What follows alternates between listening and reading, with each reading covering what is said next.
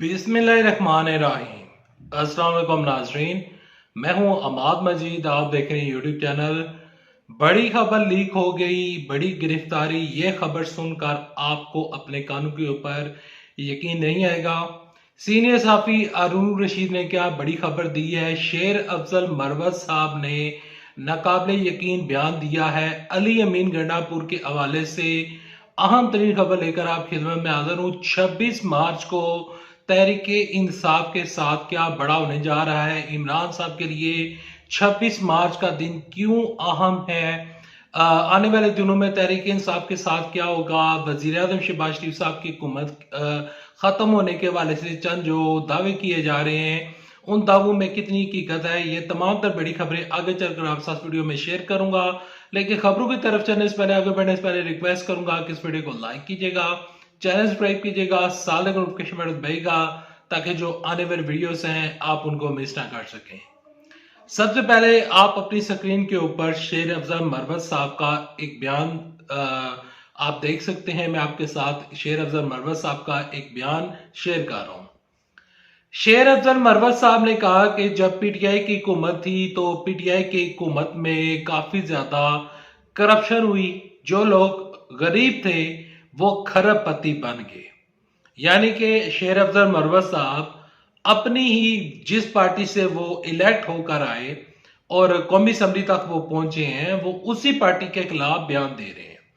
पहला बयान ये। दूसरा बयान ये कि शेर अफजल मरवत साहब ने आज से चंद दिन पहले एक बयान जारी किया था कि अली मीन गंडापुर साहब से इमरान साहब नाराज हैं, शदीद नाराजगी जारी है, क्योंकि अली मीन गंडापुर साहब ने शहबाज शरीफ साहब के साथ मुलाकात करके मुफाहमत का एक रास्ता खोला है। और तहरीक इंसाफ के कुछ लोग, जिनमें जैन कुरैशी साहब जो हैं, वो भी ये कह रहे हैं कि तहरीक इंसाफ मुफाहमत के ऊपर चलने के लिए तैयार है। तो शेर अफजल मरवत साहब ने कहा है कि तहरीक इंसाफ ने मुफाहमत का रास्ता खोल दिया और तहरीक इंसाफ उन दो पार्टीज के साथ जिनके साथ उनके खिलाफ वो सियासत करते रहे हैं, जिनके खिलाफ वो चलते रहे हैं, अब उन्हीं पार्टीज के साथ तहरीक इंसाफ मुफाहमत करने के लिए तैयार है। और शेर अफजल मरवत साहब ने अली मीन गंडापुर वज़ीर आला KP के अली मीन गंडापुर साहब के खिलाफ बयान जारी किया था कि इमरान साहब और अली मीन गंडापुर साहब के दरमियान नाराजगी चल रही है। लेकिन दूसरे बल्कि तीसरे दिन ही हमने देखा कि अली मीन गंडापुर साहब की वजीर आजम साहब का वजीर आजम इमरान साहब के साथ मुलाकात होती है अडयाला जेल में। और अडयाला जेल में उनके साथ जो मुलाकात हुई, उस मुलाकात में क्या कुछ हुआ, वो चीजें अभी तक सामने नहीं आई। वो इस टाइम खुफिया रखी गई हैं कि अली मीन गंडापुर साहब को इमरान साहब ने क्या पैगाम दिया। लेकिन दोनों की मुलाकात होने के बाद शेर अफजल मरवत साहब का जो दावा था, वो दावा बेबुनियाद साबित हो रहा है। और शेर अफजल मरवत साहब जिस तरह कह रहे थे कि तहरीक इंसाफ मुफाहमत के ऊपर जा रही है, तो वो तमाम तर दावे और वो बयान जो है वो तकरीबन झूठे साबित हो रहे हैं। शेर अफजल मरवत साहब अपनी ही पार्टी के खिलाफ बयान दे रहे हैं। वजह यह है कि शेर अफजल मरवत साहब जो चाहते थे और जो उनके दिल में ख्वाहिश है कि किसी तरीके के साथ जो इंट्रा पार्टी इलेक्शन हुए हैं, उसमें बैरिस्टर गौहर अली खान साहब को चेयरमैन नामजद किया गया है। शेर अफजल मरवत साहब इस तरह के बयान देकर अपनी ही पार्टी की खिलाफ वर्जियां कर रहे हैं, क्योंकि वो जब उनके पास कोई भी बड़ा ओहदा नहीं है, इमरान साहब शेर अफजल मरवत साहब के ऊपर ट्रस्ट नहीं कर रहे हैं, यानी कि उनको को बड़ा ओहदा देने के लिए तैयार नहीं है। इमरान साहब लतीफ खोसा के ऊपर ट्रस्ट करते हैं, इमरान साहब बैरिस्टर गौहर अली खान साहब के ऊपर ट्रस्ट करते हैं, अली मीन गंडापुर साहब के ऊपर ट्रस्ट करते हैं, मियां असलम इकबाल के ऊपर इमरान साहब ट्रस्ट करते हैं। लेकिन शेर अफजल मरवत साहब कहीं दूर दूर तक वो उनका कोई नामो शान नजर नहीं आता। तो इस वजह से शेर अफजल मरवत साहब अपनी जो उनकी साबका गवर्नमेंट थी पीटीआई, उसके खिलाफ बयान दे रहे हैं। कभी वो अली मीन गंडापुर साहब के खिलाफ बयान दे रहे हैं, कभी वो बैरिस्टर गौहर अली खान साहब के खिलाफ बयान दे रहे हैं। तो इन बयानातों से बज़ाहिर ये लगता है कि जो शेर अफजल मरवत साहब हैं वो अपनी ही पार्टी की खिलाफ वर्जियां कर रहे हैं और मुझे ये डर खाया जा रहा है कि हो सकता है कि आने वाले दिनों में इमरान साहब शेर अफजल मरवत साहब के खिलाफ कोई एक सख्त हुक्म भी जारी कर सकते हैं। हो सकता है कि शेर अफजल मरवत साहब को पार्टी से अलग कर दिया जाए, क्योंकि इमरान साहब ने जिस तरह उन्होंने हुक्म जारी किया है और सुन्नी इत्तेहाद के जो इस टाइम चेयरमैन है साहबजादा आमिर रजा साहब, उनके खिलाफ भी शेर अफजल मरवत साहब बयान देते रहे हैं। तो और ये भी कहा जा रहा था कि हमारी इनके साथ नाराजगी चल रही है और इमरान साहब ने सुन्नी इत्तेहाद कौंसिल के साथ इत्तेहाद करके बड़ी गलती की। हमारी गलत पॉलिसी की वजह से, हमारे गलत फैसले की वजह से 80 नशिस्तें चली गई हैं। तो साहबजादा आमिर रजा साहब ने शट ऑफ कॉल दी थी शेर अफजल मरवत साहब को और कहा था कि आप जो जिस तरह के बयान दे रहे हैं, मेरे पास तहरीक इंसाफ के खिलाफ बोलने के लिए बहुत कुछ है। और आपके लिए उन्होंने बकायदा शेर अफजल मरवत साहब को पॉइंट आउट करते हुए और उनकी तरफ उंगली उठाते हुए कहा था कि आप खामोश रहे, क्योंकि मैं उस चीज को मानूंगा जो इमरान साहब ने कही है, मैं उस बयान को मानूंगा या उस हुक्म को मानूंगा जो इमरान साहब ने दी है। शेर अफजल मरवत साहब के बयानातों को मैं नहीं मानूंगा। उन्होंने कहा कि मेरा इमरान साहब के साथ बहुत बड़ा तल्लक वास्ता था, बहुत पहले का था, अब भी है और रहेगा। यानी कि शेर अफजल मरवत साहब सिर्फ और सिर्फ एक बड़ी सीट हासिल करने के लिए अपनी पार्टी के खिलाफ बयान दे रहे हैं। अब अगली खबर की जानब पढ़ते हैं।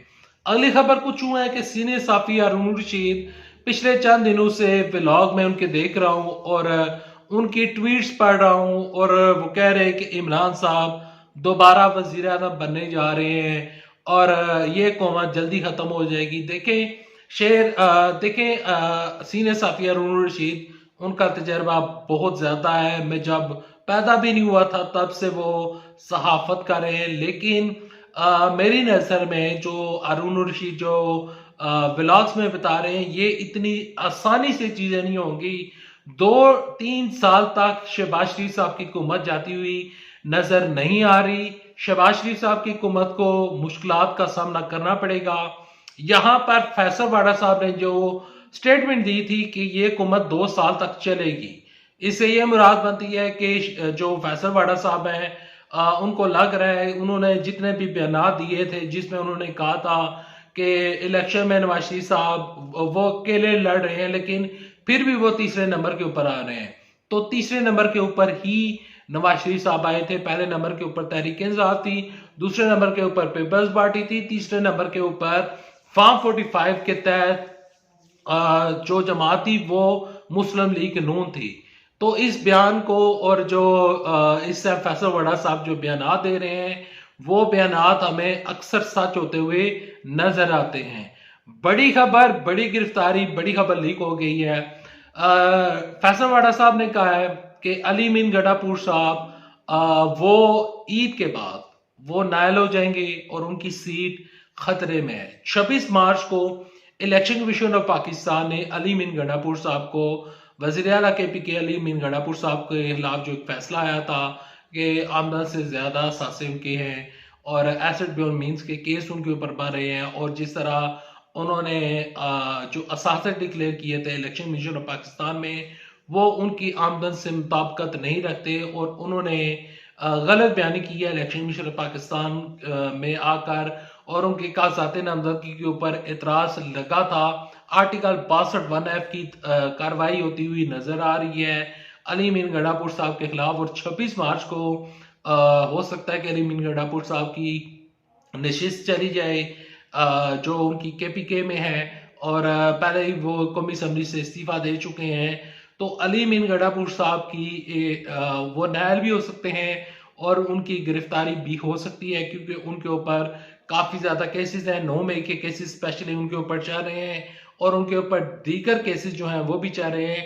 तो अली मीन गडापुर साहब की जो आने वाला दिन है और आने वाला जो टाइम है उसमें अली मीन गडापुर साहब के लिए मुश्किलात खड़ी हो सकती हैं। तहरीक इंसाफ के लिए मुश्किलात अभी कम नहीं हुई, अभी इनकी मुश्किलात बढ़ेंगी और तहरीक इंसाफ को या तो उन्हें अगर कोई थर्ड पार्टी आकर उनके साथ कोई राब्ता करती है और तहरीक इंसाफ कोई उनके पास अगर तमाम तर ठोस एविडेंस मौजूद है और तहरीक इंसाफ ने ये कहा है कि हमें अदालत से इंसाफ की तवक्को है। अगर तहरीक इंसाफ के खिलाफ या उनके हक में अदालतें फैसला देती हैं तो तहरीक इंसाफ को जो उनकी मुश्किलात है उसमें कमी वाक़या हो सकती है।